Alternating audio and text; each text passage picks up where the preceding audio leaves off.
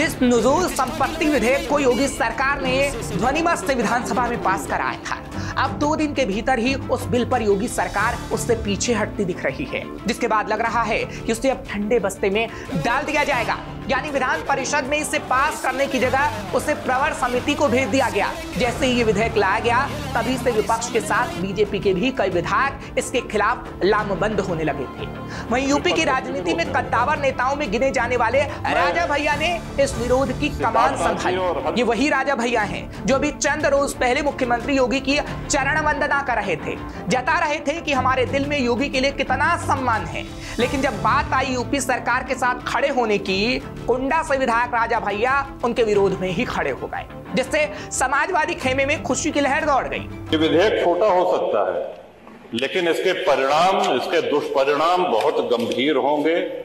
कौन सा विकास कर रहे हैं, लोग सड़कों पे आ जाएंगे।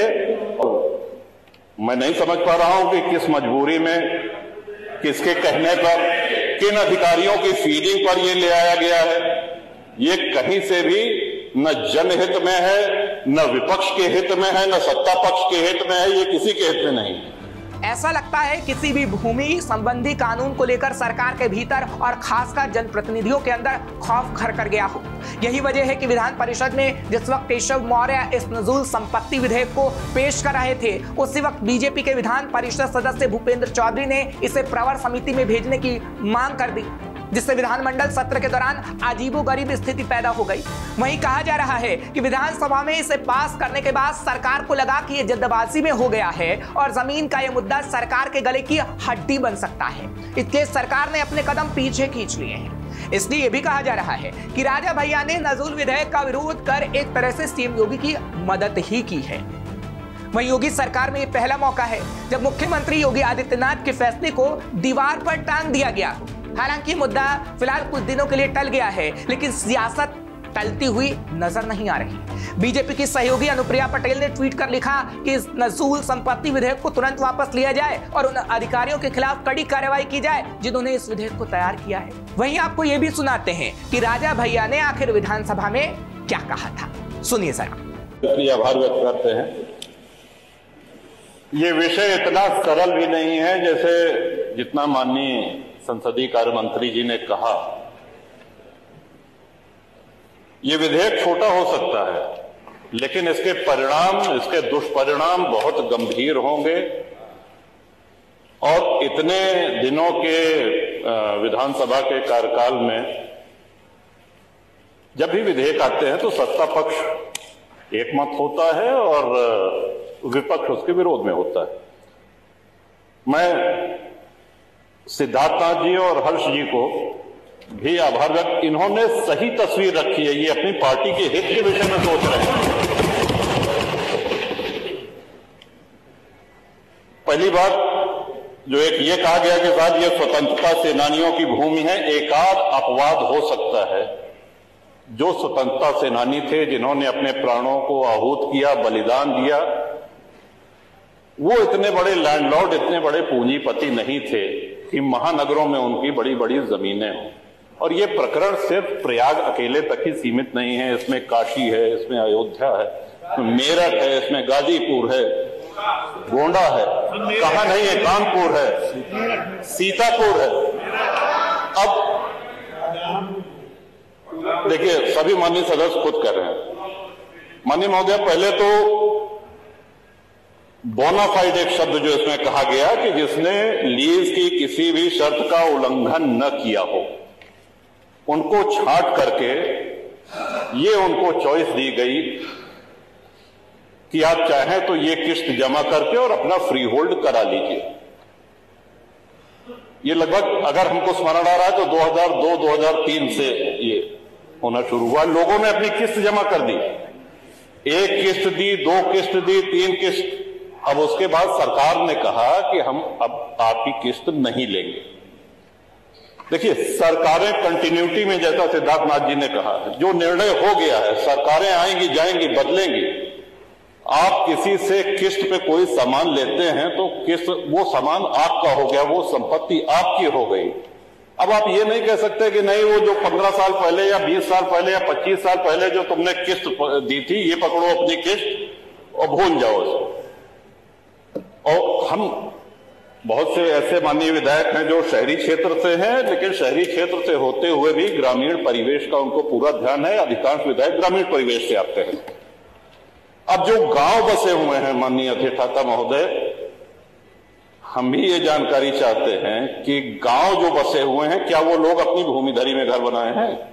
इस सिद्धांत के तहत तो उनको भी बेदखल कर देना चाहिए। फिर जो आबादी में है, जो ग्राम समाज में है, गांव के गांव बसे हैं, गांव में अपनी भूमिधरी में किसने घर बनाया है?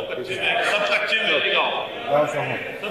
तो कौन सा विकास कर रहे हैं? लोग सड़कों पे आ जाएंगे। और जब उस समय अंग्रेजों के बंगले, अगर प्रयाग की ही बात की जाए, तो सिविल लाइंस में भारतीयों को घर लेना निषिद्ध था, मना था। वहां सिर्फ अंग्रेज रह सकते थे।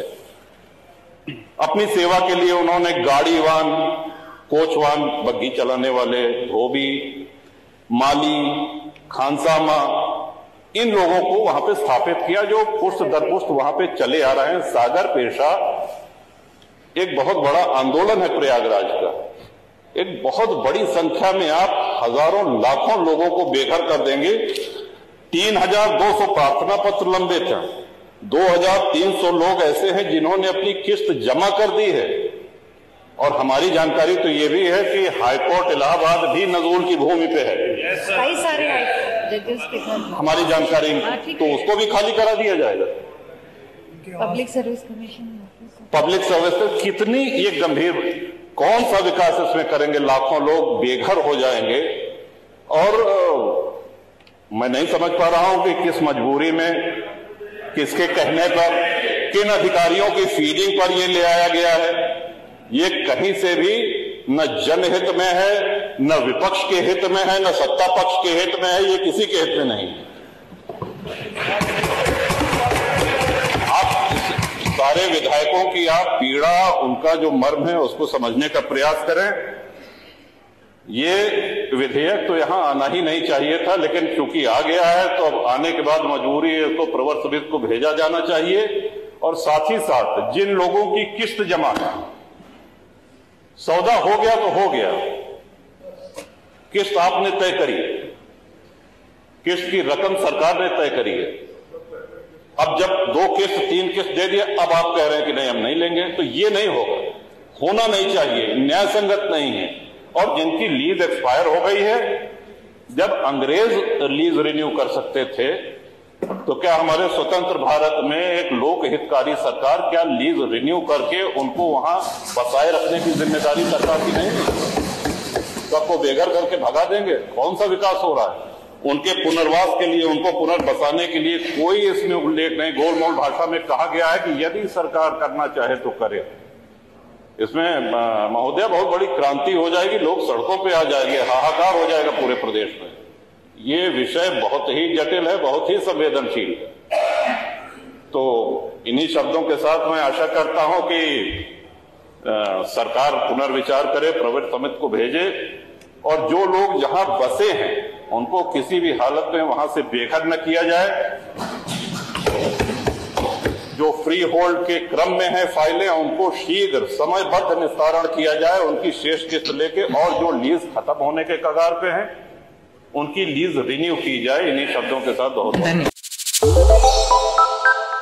श्रेष्ठ उत्तराखंड पर खबरों से जुड़े रहने के लिए चैनल को सब्सक्राइब और लाइक करें, बेल आइकन दबाएं और देखते रहें श्रेष्ठ उत्तराखंड।